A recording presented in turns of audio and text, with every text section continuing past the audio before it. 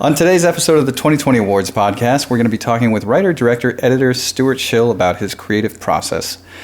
Stewart is actually one of my oldest and dearest friends. He was my roommate at college, but since then, he's gone on to even better things than, listening to me eat breakfast in the morning. But Stewart has several... That was a horrible intro, but... That was a pretty good intro. Did you? All right. By the way, I don't think I've ever surpassed the pinnacle of living with you, Kris. I mean, that was the highlight of my professional career. How could it not be? Stewart has several scripts in development in Hollywood. He directed the award-winning short film I Hate Musicals. His directorial debut, Brill Glory, was one of the last films of the legendary Tony Curtis, and he's wrapping up post-production on his newest feature, Frank vs. God. He's also the editor of Frank vs. God, but his other credits behind the blade include American Horror Story, Battlestar Galactica, and Dexter. Pretty great intro, though. It is, right? And by the way, I'm totally appropriating that title from my biography, Behind the Blade. It's good, right? It's pretty good. I wrote that last night. I sat up all night. You've been making films since what? High school? Junior high? I think since grade school. Was it really? Out of boredom one summer when we were 12 years old, my buddy Alan and I got our dad's 8mm camera and started making silly movies. What's that? What was your first movie? Our first real movie was actually crazy ambitious. We did a movie that actually spawned a sequel called The Septic Tank. This is the sensibility of 12-year-old boys. But the premise was my sister played the President of the United States, which was very progressive at the time, female president. I hope it was your older sister. It was my older sister. Yeah, okay. And all the administration muckety mucks get killed, and I don't actually remember the whole story, Kris, but I do know this: that ultimately Alan's little brother played this superhero called Charlie Toilet that could turn himself into a toilet and demolish people. And my brother Scott, who's now producing my new movie, played the heroic Roto-Rooter man that saves the world. But what's remarkable about this movie is the huge scope of it. And there's a really complex story. It was pretty epic. And we shot this movie on 8mm film, which, by the way, is a testament to the fact that back then we were so bored that we actually had to really do intense projects to amuse ourselves. Now I worry that, like my son, there's too much available, too much entertainment. Anyway, so we did this epic movie and we put it together, and it really changed my life. What we didn't realize is that we thought we'd be able to add all the sound later, only to realize that the technology didn't really exist. And so we had to perform the dialogue live every time we showed the movie, which we did many, many times. And I swear to God, to this day, I don't know if I could do it, but Alan could probably still recite that entire script. So it was kind of a cool performance art piece. I've actually seen some stuff that Alan has produced here in town that is very similar to that. So, what was how do you decide I want to make movies? What was the bug that got you interested in that? It's a really cool question, because I think about that a lot, and especially as a father, I've thought about this too, which is, what started out as like a summer amusement,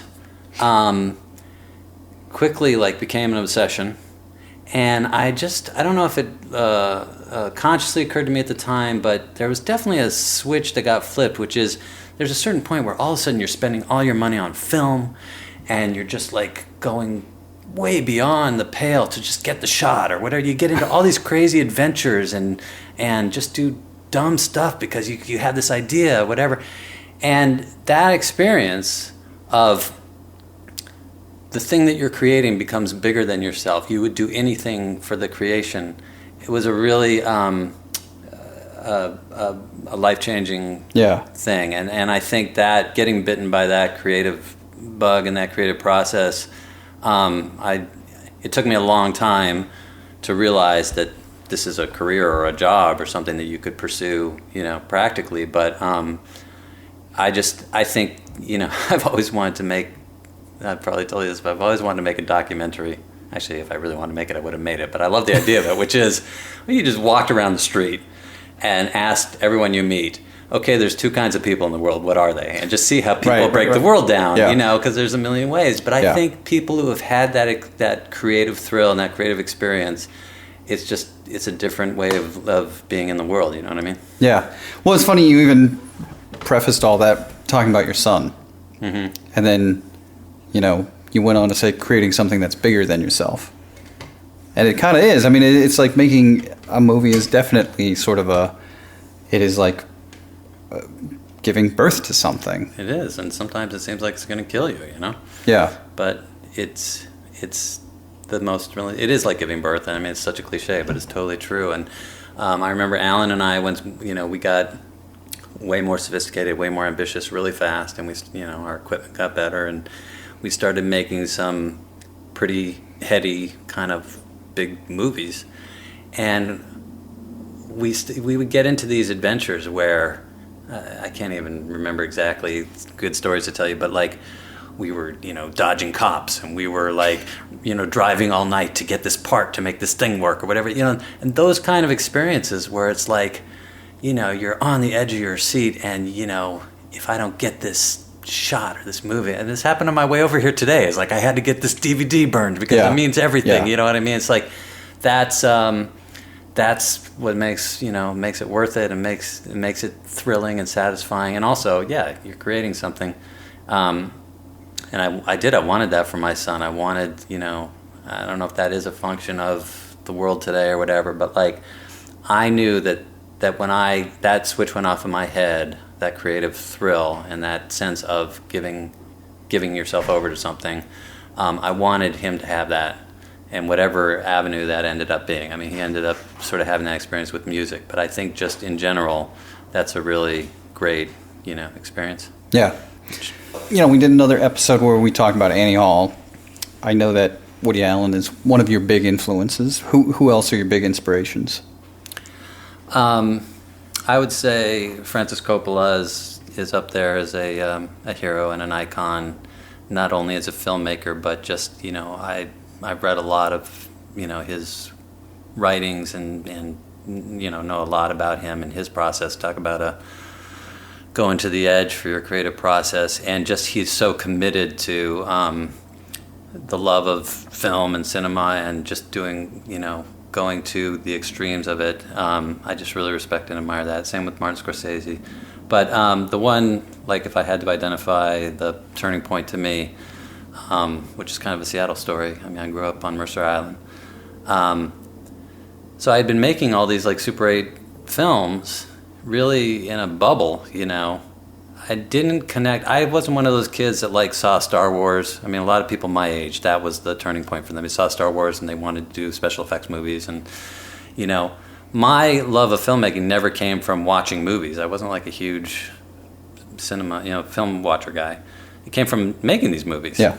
And that got me more interested in watching movies. And because I grew up in Seattle, I started going to the Neptune Theater and taking the bus downtown when I was maybe 13 or 14 years old, which was, you know, a big deal at that time for me, being from the suburbs. And I would have that Neptune calendar on my wall, and I would plan my life around it. But anyway, I remember seeing Federico Fellini's 8½. And that was really the first sort of foreign art movie I saw. Mm-hmm. I'm sure I had no idea what it was about, or didn't know what I was looking at, but it blew my mind. Yeah. And it thrilled me in some weird way, and I was totally fascinated by it. And that just, first of all, it made Fellini my favorite filmmaker, and he has been forever. All his work. He's got a very diverse, you know, catalog of work. But that movie in particular, especially because it's about a filmmaker, mm-hmm. and it's about filmmaking, and it's very extremely cinematic. That's the movie that not only turned me on, but that I've kept revisiting throughout my life. I watched that movie many, many, many times, and I know it's a great movie because, or at least to me, because it's one of those few movies where every time you see it at a different point in your life, it's a different movie and keeps revealing new stuff. And I just, you know, it's amazing how many layers of stuff there is in that movie, and how I relate to it in different ways at different times, and especially because it is about a filmmaker going through an existential crisis. Right. it's interesting. No, I remember at school they were going to show it, and you got all excited. I'd never seen it, and you're like, "Oh, it's great! It starts with this Jesus flying through the air," and you started actually, like, that's La Dolce Vita. Is it? Yeah. No, really? Yeah. How does this one start? This one starts with this sort of paranoid dream sequence where he's in the car on like a ferry, and the car's filling up with smoke, and he's trying to claw his way out, and all the people are sort of staring at him, and then he ends up floating above with a tether to his leg. God, I don't remember that at all. Oh, very famous opening sequence that Woody Allen later sort of Yeah. I was gonna say it's like, oddly that sounds like a Woody Allen film that I've seen, which is also I mean, but but I mean Fellini's also been a huge influence on Woody Allen. Yeah, very overt, Yeah. I would never be so overt, but I did once try to sort of do an homage or rip off of like a Bob's Big Boy statue flying over Los Angeles. Nobody got the reference, you know what I mean? But also, like Fellini, I know it's such a, I'm naming all these filmmakers that are, from that era, but that guy, his films had so much, not only were they visually and cinematically so like rich and amazing, but it had like so much humanity. Like we were just talking about this with Woody Allen too. Like it's one of these rare guys where it's like the filmmaking is rich and stimulating, but the heart and soul and the humanity is really, really there, and that's always what I like aspire to. I mean, that's what excites you about when you see a film.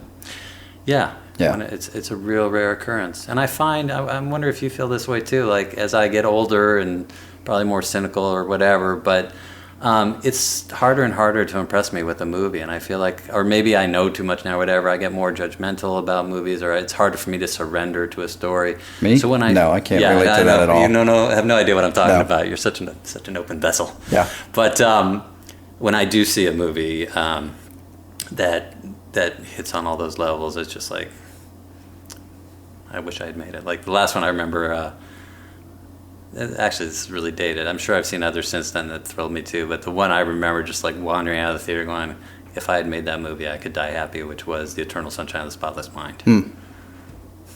That feels very Fellini-esque. Kind of Fellini-esque. Yeah. It really, again, like playful and rich, inventive, but the love story is so deep and real and authentic, and I love it when it hits on all those cylinders. Yeah. So you write, you direct, you edit. Do you have a preference for either of those, or do you feel like you kind of like go in and out? I mean, they're all such different tasks. Yeah.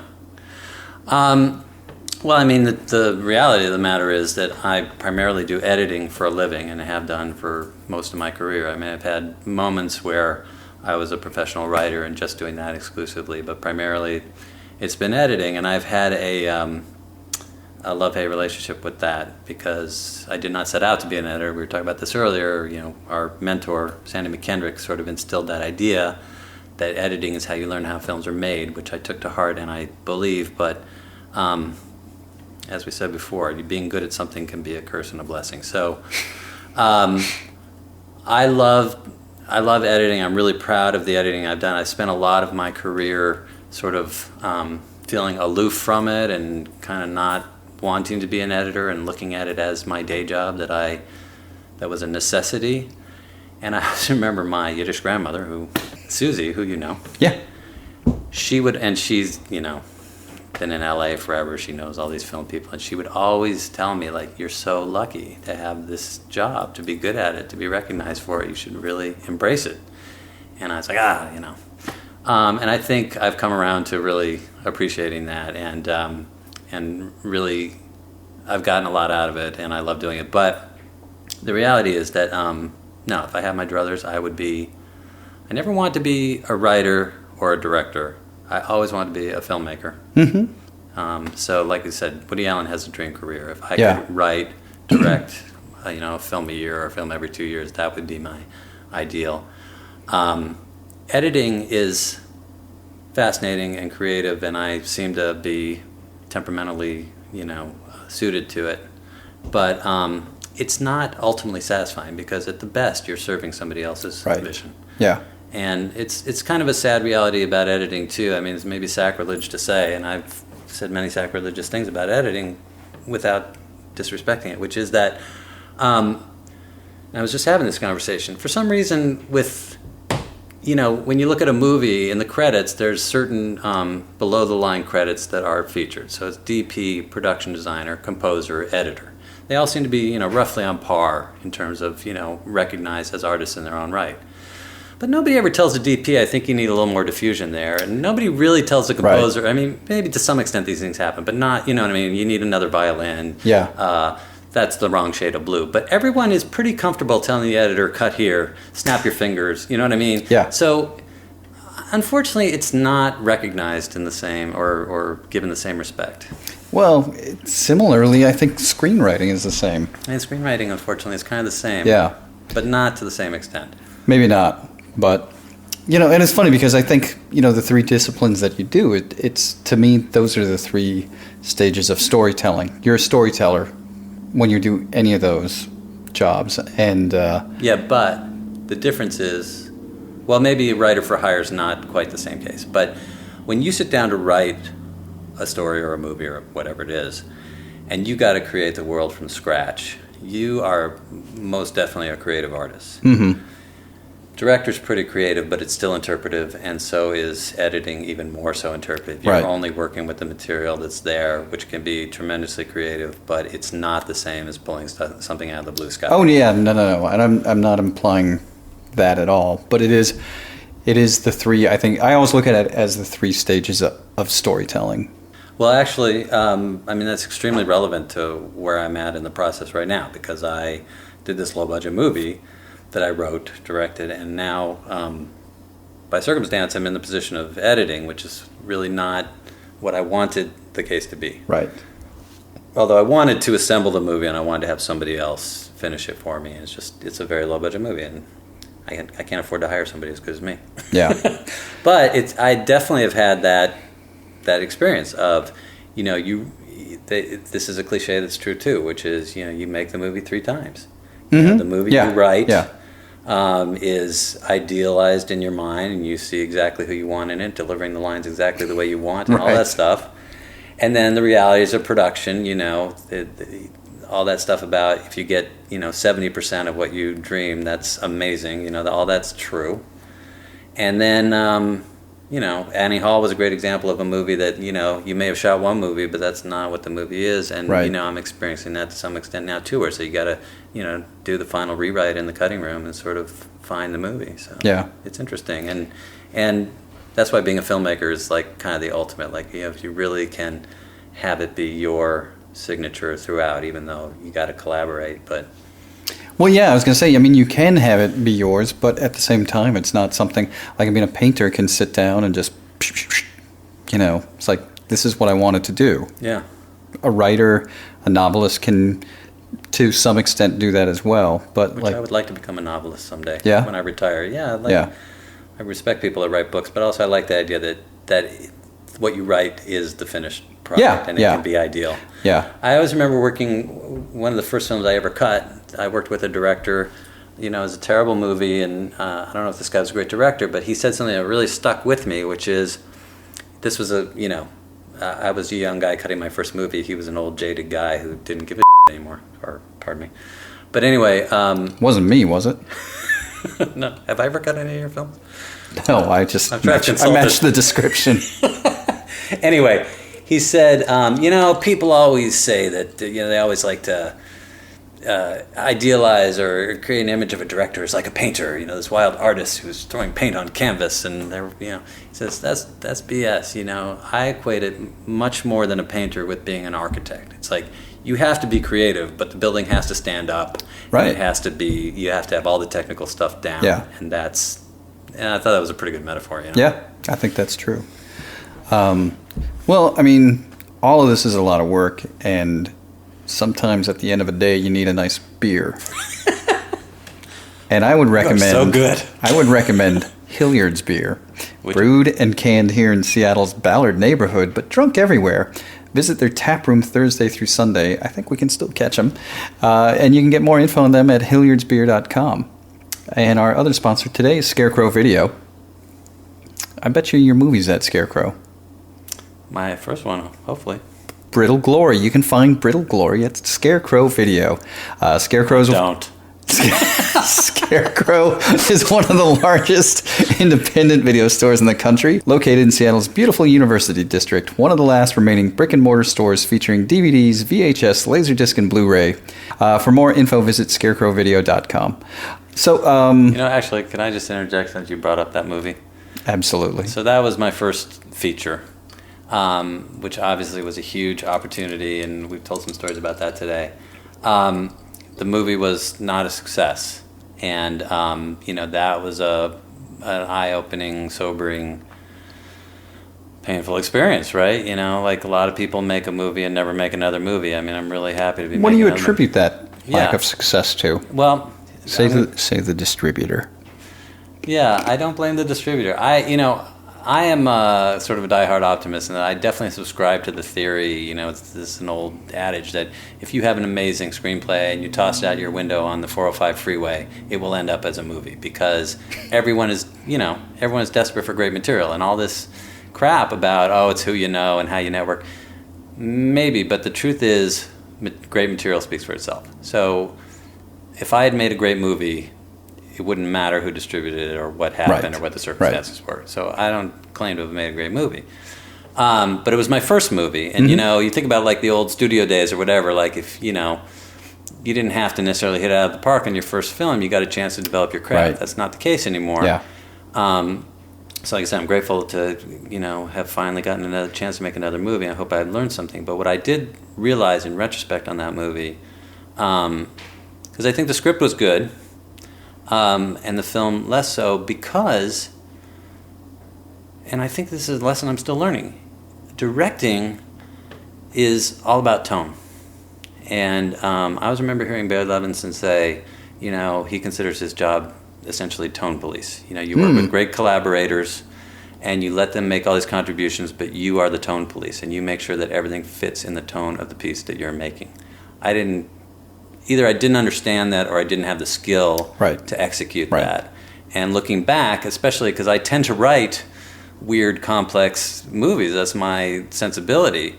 Whether or not I'm able to execute them is the question. And that movie, I think I took too seriously or something. I didn't recognize how it fit in the world. I don't know, I can go back and analyze. I sort of know instinctively what I missed there. But that is the big lesson, is that every aspect of the movie, and it's very easy, especially when you're inexperienced, and low-budget filmmaking is insane, and, you're always fighting every minute of every day for every detail, but every detail matters. Obviously the casting is huge, but the wardrobe, the makeup, the lighting, the locations, you have to be really cognizant of every detail and really... have opinions about everything. I mean, I don't think when I was a 20-something first-time filmmaker that, it's so easy to be intimidated, like, I'll let the wardrobe lady decide, or like, you better know what that character would wear. You better know, you know what I mean? It's like, so that's what it's all about. Yeah, I definitely, having done one feature myself, I would definitely agree with a lot of that, And not all of it? What don't you agree with? No, no, I think you I don't know if that's solely your job to be the tone police, but that is a huge part of it. And I definitely agree with there was stuff where you kind of trust that you've hired these people to do their job and they're going to do it, and they may be doing it well, but they may not be, the parts may not be fitting what you're seeing, and so it's like. Yeah, and I feel like, actually, I would like to ask you about your film, but I want to just make this one point first, which is the film I just made, which is another, tonally tricky film, which I'm rewriting now in the editing room a little bit, or managing, I guess. But super low-budget movie, and I was fiercely determined to try to get every detail as close to my vision as possible. And I'm working with students and no money and whatever. I remember there's a moment in this movie where the character has a room that he's kept as basically a shrine to his dead wife, and all the little details of the production design in that room were critical to me. And I stayed up all night the night before that shoot with my art crew, and we placed everything, because I know that when it's on the screen in the movie, one little thing out of place, takes you out of the reality of that story. So you made a kind of a scary film. Kinda. Okay, but it was, I don't know if you would classify it as a genre film or not, but when you make a film that's perceived as a genre film, my films tend to be like genre benders, which is even more challenging. Yeah. But yours was positioned a little bit more as a genre film, so you got to manage all those expectations that an audience carries into it. Right. Were you aware of that when you were making the movie? It's funny. Okay, so the reason I said blame the distributor earlier, I don't think that's why our film didn't really succeed. I mean, I'm happy to put all of that on my own shoulders. But I do think there is an element of it because it wasn't really a genre film. Like when I look back at it, it's like, to me, it's a supernatural drama. Right. That's what I'm saying. I sort of felt like that's the script you wrote and that's kind of the movie you made. Yeah. But I don't know if the distributor it was tried marketed. To sell it that it way. was marketed as a pure horror film. Yeah. And so you look at some of the IMDb comments, it's like, this movie's not scary at all. I think that somebody stumbling upon that film would expect it to be a right, and that's and that's what happens is, like, the people that just kind of haven't seen the trailer have no expectations. So when they watch it, those reviews have been generally positive. Like, I wasn't expecting this, and it's like very positive feedback. I think the people that have kind of seen the trailer for it was like, this is not what I was promised. And I think so those, so to answer your question about the expectations, it's like we almost kind of went out of our way to avoid all of those expectations. We had most of the film set during the day.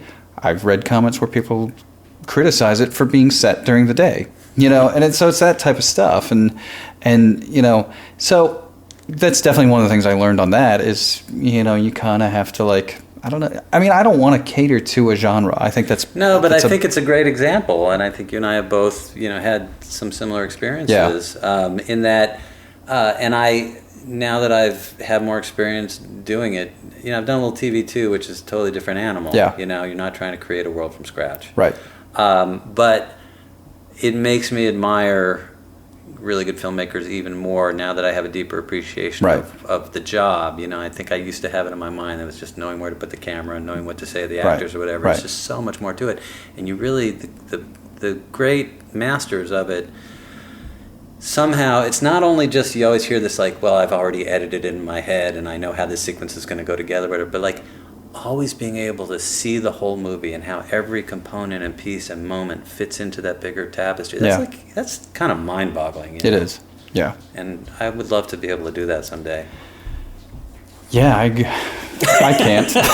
So I don't know if I can either, but I would like to try or die trying. I think that, you and I both know a lot of aspiring screenwriters, and I think every screenwriter, at least pays lip service to the idea that they want to direct. Right. I would venture to say that a large percentage of them really have no idea what that really means, or if they really had the chance to do it, might not even like it. Yeah. But it's more like, oh, well, I could do better than that guy, or I want to get my vision on the screen. But I think that, back to your original question, writing, directing, editing. Directing is, in my opinion, at least in the circumstances I've done it, it's not fun. It's not. Yeah. It's hellish. I find it very stressful and anxious, and it's an enormous amount of pressure. And, in the moment, you've always got 50, 60 people around and the clock is ticking, all that stuff, and it's so far from what most people imagine the romance of it is. Yeah. Well, everybody's looking to you. Everybody's looking to you, and you're constantly aware that not only are you failing at every minute to get what you imagined, because you never do. Yeah. But everyone's always, it's just the circumstances that you're just always unhappy, unsatisfied, and not getting what you need, and hoping that you'll get what you need. But let me go back. So Same with writing. I find, this may speak more to me, but I find writing a miserable experience. It is. It's very... It's hard. It's very, it's really very hard. Yeah. It's lonely, it's hard, and the same sort of thing. Like, I always set out to write and make a great movie. That's the only reason it's worth going through the hell. Yeah, it is. Yeah. I don't think that's true of everybody. I mean, some people just want to make movies and they love writing and it's whatever. I'm trying to do something special. Yeah. Swinging for the fences. Right. No, I know exactly what you mean. So that is, again, very difficult and hard and stressful. And now editing. I mean, editing is the easiest component of it to me because being alone with the film, and it's already manageable because you have to work with what you have, and you can have a lot of fun trying to think of all the different ways you can solve that puzzle and construct that thing or take it a different direction. That's the most fun part of it, although that can be miserable too, but it's more manageable. It's a finite a finite amount. It's also you don't have the 50 people standing around you and the clock so ticking. If you screw up, you can I should not cut those two shots together. Yeah, there's nothing that you can do in editing that can't be undone, which is not the case with definitely with shooting. Yeah. So, but I have had the opportunity to be paid as a writer to write things that were not mine, which, again, is difficult and lonely and stressful, and I don't know how to do it without being miserable. So if I'm going to go through that misery, I would much rather it be on something I care about that I want to make. Yeah. So doing writing as a job, I feel fortunate that I've had the opportunity to taste that. I realize, like, I don't like this as a job. Right. I like it as a means to an end. Yeah.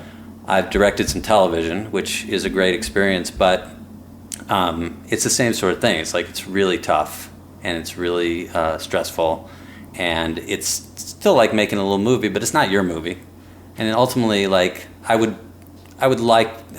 actively trying to cultivate that more professionally, but it's not an end in itself to me. Well, these aren't your characters. Yeah. It's not your story. It's not necessarily something that you've sat down and had burning inside you that you needed to get out. Right. It's just sort of like, oh, all right, show up. I mean, it's like when I edit an episode of television, which, you put a show together and you go through all this work and you make it, and the first time you sit back and look at it, you go, wow, I feel really good about that. That was really satisfying. And then it's like forgotten. It's like, okay, did that, didn't, it's not mine. Yeah. You know? I guess my point is, you asked me which I like the best. They're all horrible. But ultimately, they're all totally worth it, and they are fun in a sadistic way if you're making your own thing. So I totally agree with you. I feel like I kind of struggle with this professionally because it's like I am more than happy to fall on my own sword, but if you ask me to like go fall on somebody else's sword and you're going to pay me to fall on that sword, I'm like, oh, isn't there a way that you can pay me to fall on my sword instead? Yeah. And it's difficult. I mean, and I know there are people out there that are willing and able to work for hire and do work for others. It's really hard for me. It is, yeah. I totally agree and I totally respect that. But I think I should also back up and I'm painting a pretty grim picture. I mean, the truth is, like, I do feel very lucky that I get to edit, and I've been on good shows, and I never complain because there's a million people that would kill to be in my chair. I'm always very aware of that, and also even getting to direct an episode of television, while it may not be the ego booster that making your own movie is. It's an awesome experience. It's rarefied air. It's rarefied air. You're learning. You're practicing your craft, which is you don't get that many opportunities to do, and regardless of I'm overemphasizing the stressful aspects of it. It is fun, and it is fun to be in charge, and it is fun to have hopefully 50 people looking to you and ready to follow you into the fire. Right. All right. Well, this is obviously something we could talk about ad nauseum, and I think we probably will, maybe over a beer as soon as we turn off this recording device. But thanks for coming in. Yeah, this is really a pleasure. Good. And did you get a Twitter account yet? No. No. All right. Once again, I'd like to thank our sponsors, Honest Tea and Scarecrow Video. Until next time, remember, it's never too late to start thinking about the past.